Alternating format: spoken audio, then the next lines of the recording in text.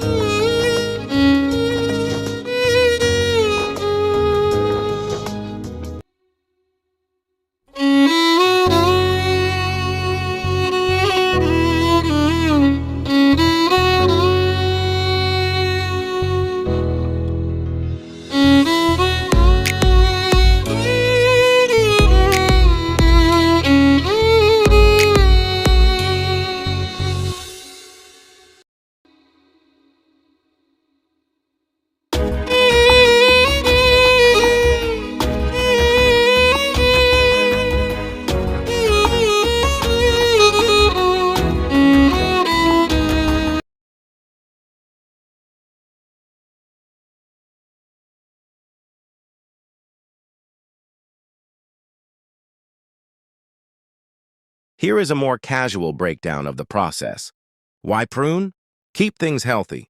Pruning clears dead or damaged wood, breaking down disease and preventing further damage. Shape and structure. Pruning can help create your desired plant shape and structure, allowing light to reach the bottom. Manage growth.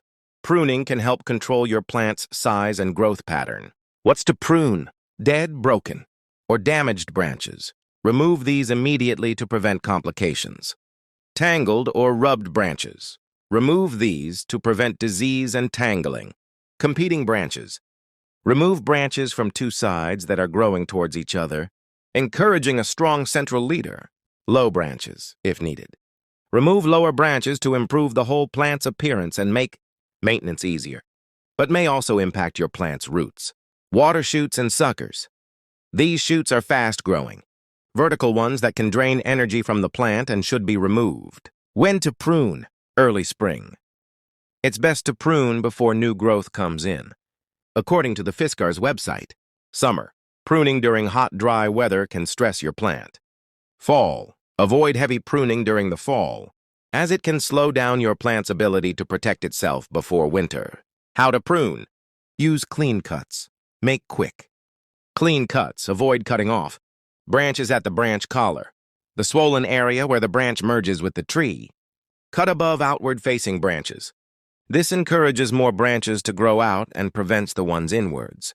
Remove branches back to a suitable point. Don't leave stubs. Cut around the bigger branch or back to the tree's main trunk. Avoid mid-branch pruning. This can cause extra sprouting and weak branch connections.